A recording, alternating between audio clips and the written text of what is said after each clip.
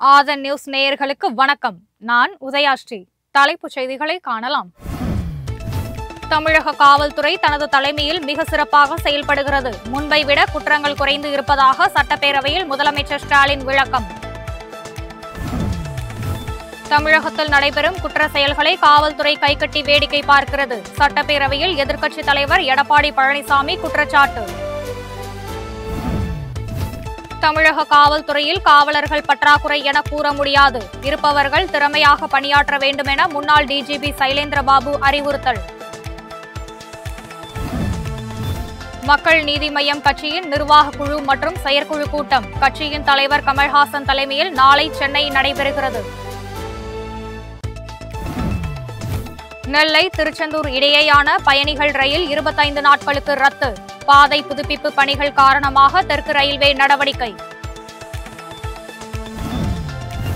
விளையாட்டு ரசிகர்கள் ஆவலோடு எதிர்நோக்கி காத்திருக்கும் IPL கிரிக்கெட் திருவிழா கொல்கத்தாவின் ஈடன் கார்டன் மைதானத்தில் நாளை கோலாகல தொடக்கம். IPL கிரிக்கெட் தொடரில் பந்தை பளபளப்பாக்க வீரர்கள் உமிழ்நீரை பயன்படுத்தலாம். கிரிக்கெட் கட்டுப்பாட்டு வாரியம் அனுமதி. இனி தொடர்வது விரிவான செய்திகள். மின்மாற்றி பழுதை சரி செய்ய மின்துறை அதிகாரிகள் கட்டணம் வசூலித்தால் கடும் நடவடிக்கை எடுக்கப்படும் என்று அமைச்சர் செந்தில் பாலாஜி எச்சரித்துள்ளார். சட்டசபையில் மின்துறை தொடர்பாக அதிமுக உறுப்பினர் ஜெயசங்கரன் எழுப்பிய குற்றச்சாட்டுக்கு பதிலளித்த அவர், மின்மாற்றி பழுதை சரி செய்ய விவசாயிகளிடமோ நுகர்வோரிடமோ கட்டணம் வசூலித்தால் சம்பந்தப்பட்ட மின்வாரிய அதிகாரிகள் மீதும் கடும் நடவடிக்கை எடுக்கப்படும் என எச்சரித்தார். மின்வாரியத்தில் உள்ள முக்கியமான காலி பணியிடங்களை நிரப்ப நிதித்துறை ஒப்புதல் பெறப்பட்டுள்ளது என்று கூறிய அமைச்சர், 234 தொகுதிகளிலும் மின்வாரியம் சார்பில் ஒருங்கிணைப்பு அலுவலர்கள் நியமிக்கப்பட்டுள்ளனர் என்று தெரிவித்தார். தமிழக காவல்துறையில் காவலர்கள் பற்றாக்குறை என சொல்ல முடியாது என்று டிஜிபி சைலேந்திரபாபு தெரிவித்துள்ளார். இருப்பவர்கள் திறமையாக பணியாற்ற வேண்டும் என்று கேட்டுக் கொண்டுள்ளார். திருச்சியில் செய்தியாளர்களுக்கு பேட்டியளித்த அவர், அண்மையில் முன்னாள் காவல் அதிகாரி வெட்டி கொல்லப்பட்ட சம்பவம் தனிப்பட்ட பிரச்சனை என்றும் அதை பொது பிரச்சனையாக பார்க்கக்கூடாது என்றும் கூறினார். 7.5 கோடி மக்கள் வசிக்கின்ற தமிழகத்தில் குற்றங்கள் நடந்தாலும் அதனை காவல்துறையினர் கட்டுப்படுத்த வேண்டும் என்றும் குற்றவாளிகளை கண்டுபிடித்து தண்டனை பெற்றுக் கொடுக்க வேண்டும் என்றும் வலியுறுத்தினார். பாலியல் குற்றச்சாட்டுகளை பொறுத்தவரை ஆசிரியர்கள் மீது பொய்யான குற்றச்சாட்டுகளும் வரும் என கூறிய அவர், தாம் பணியாற்றக்கூடிய காலத்தில் ஆசிரியர் ஒருவர் சில குழந்தைகளுக்கு பாலியல் தொல்லை கொடுத்ததாக அபாண்டமாக புகார் கூறினார்கள் என தெரிவித்தார். ஆசிரியர்கள் மீது பாலியல் புகார் கூறும்போது அது உண்மைதானா என விசாரிக்கக்கூடிய தைரியம் அதிகாரிகளுக்கு இருக்க வேண்டும் என சைலேந்திரபாபு அறிவுறுத்தினார். தமிழக காவல்துறை தனது தலைமையில் சிறப்பாக செயல்பட்டு வருகிறது என்று சட்டப்பேரவையில் முதலமைச்சர் ஸ்டாலின் தெரிவித்துள்ளார். சட்டப்பேரவையில் எதிர்க்கட்சித் தலைவர் எடப்பாடி பழனிசாமியின் குற்றச்சாட்டுகளுக்கு பதிலளித்து பேசிய முதலமைச்சர், காவல்துறை சுதந்திரமாக செயல்பட்டு குற்றவாளிகள் யாராக இருந்தாலும் எந்த கட்சியைச் சேர்ந்தவராக இருந்தாலும் சட்டப்படியான நடவடிக்கைகளை எடுத்து வருவதாக குறிப்பிட்டார். எந்தவிதமான பாரபட்சமும் இதில் காட்டப்படுவதில்லை என கூறினார். கடந்த 2024ஆம் ஆண்டு மட்டும் 4572 சமூக விரோதிகள் அடையாளம் காணப்பட்டு குண்டர் சட்டத்தில் கைது செய்யப்பட்டிருக்கிறார்கள். காவல்துறையின் நடவடிக்கையால் குற்றச்சம்பவங்கள் வெகுவாக குறைந்துள்ளன என முதலமைச்சர் தெரிவித்தார்.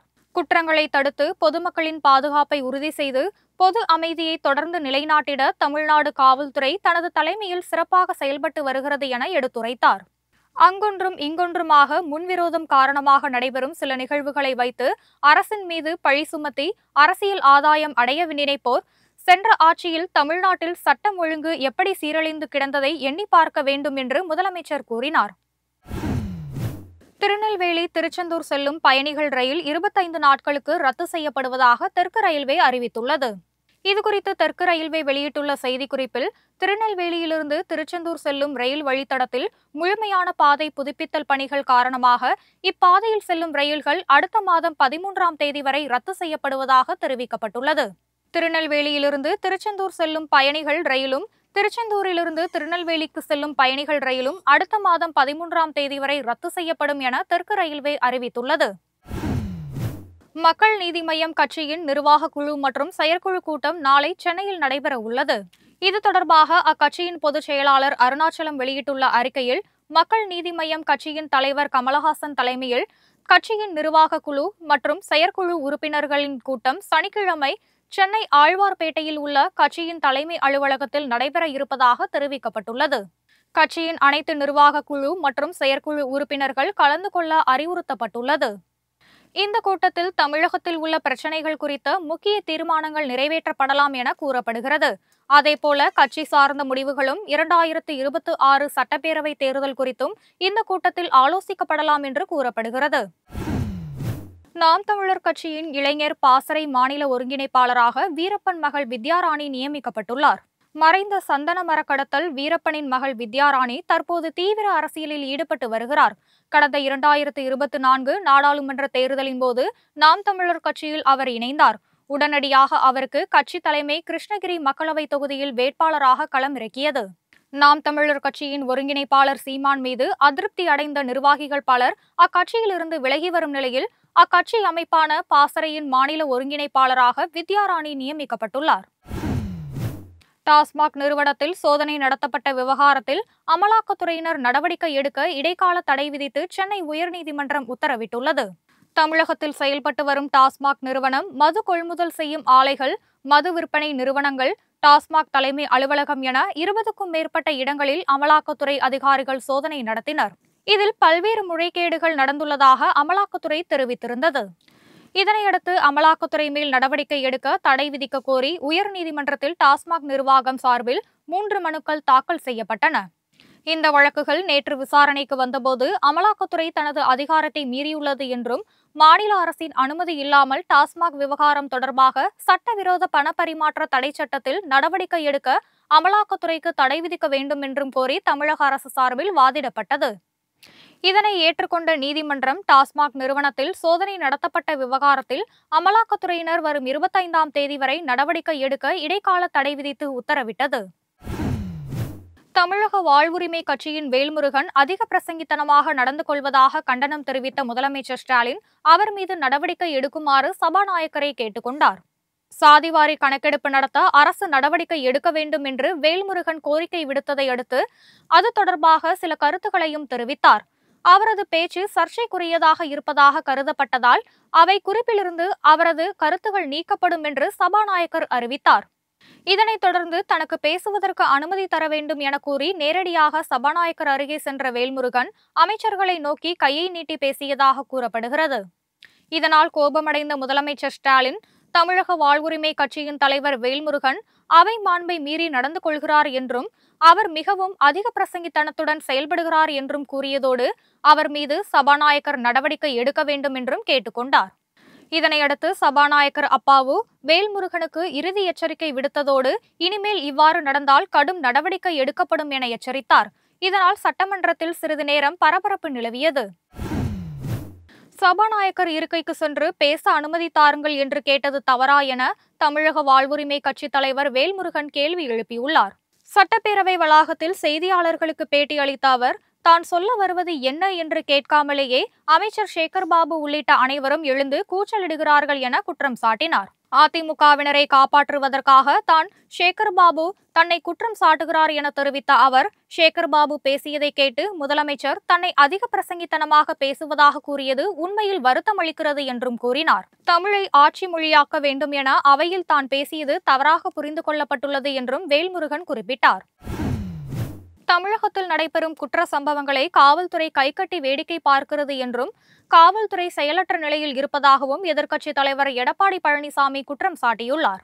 சட்டப்பேரவையிலிருந்து அதிமுக உறுப்பினர்கள் வெளிநடப்பு செய்த நிலையில் பேரவை வளாகத்தில் செய்தியாளர்களுக்கு பேட்டியளித்த அதிமுக பொதுச் செயலாளரும் எதிர்க்கட்சித் தலைவருமான எடப்பாடி பழனிசாமி, தமிழக மக்களின் பிரச்சினையை தீர்க்க வேண்டும் என்பதற்காகவே அதிமுக செயல்படுகிறது என்றும், தமிழகத்தில் நடைபெறும் கொலை சம்பவம் குறித்து சட்டசபையில் பேச அனுமதி மறுக்கப்பட்டதால் வெளிநடப்பு செய்ததாக தெரிவித்தார்.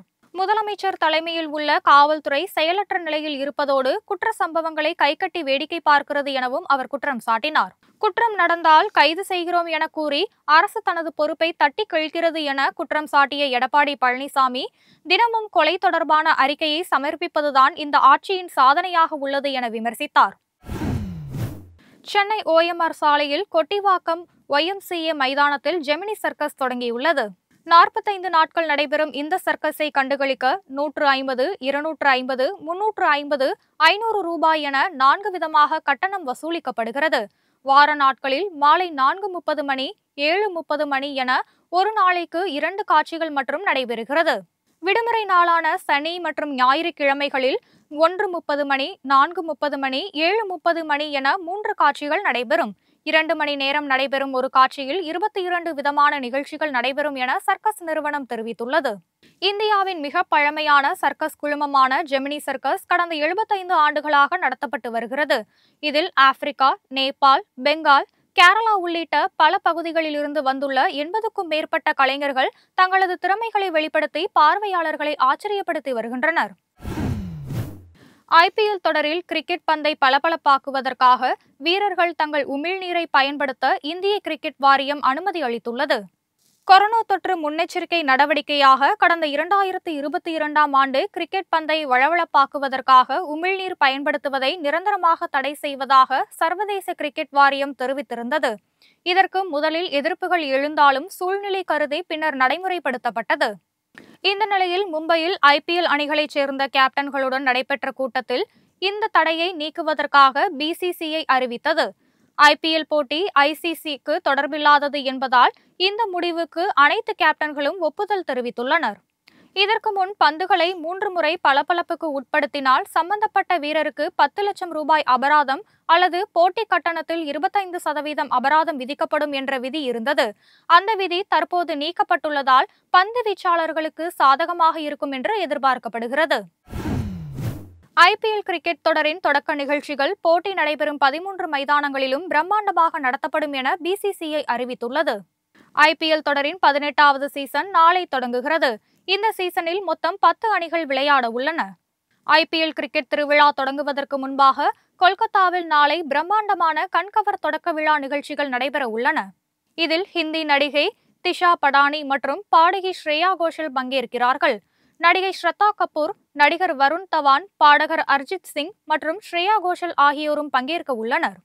மேலும் முன்னெப்போதும் இல்லாத வகையில் இந்த முறை IPL போட்டிகள் நடைபெறும் என 13 இடங்களிலும் கண்கவர் நிகழ்ச்சியை நடத்த BCCI திட்டமிட்டுள்ளது. மற்ற இடங்களில் நடைபெறும் நிகழ்ச்சியில் கலந்து கொள்ளும் பிரபலங்களின் தேர்வு நடைபெற்று வருகிறது. தமிழகத்தில் வரும் 26ஆம் தேதி வரை ஓரிரு இடங்களில் மிதமான மழைக்கு வாய்ப்புள்ளதாக வானிலை ஆய்வு மையம் தெரிவித்துள்ளது. இதுகுறித்து சென்னை வானிலை ஆய்வு மையம் வெளியிட்டுள்ள செய்திக்குறிப்பில், தென்னிந்திய பகுதிகளில் மேல் நிலவும் வளிமண்டல கீழடுக்கு சுழற்சி காரணமாக வரும் 26ஆம் தேதி வரை தமிழகத்தில் ஓரிரு இடங்களில் மழை பெய்யக்கூடும் என்று தெரிவிக்கப்பட்டுள்ளது.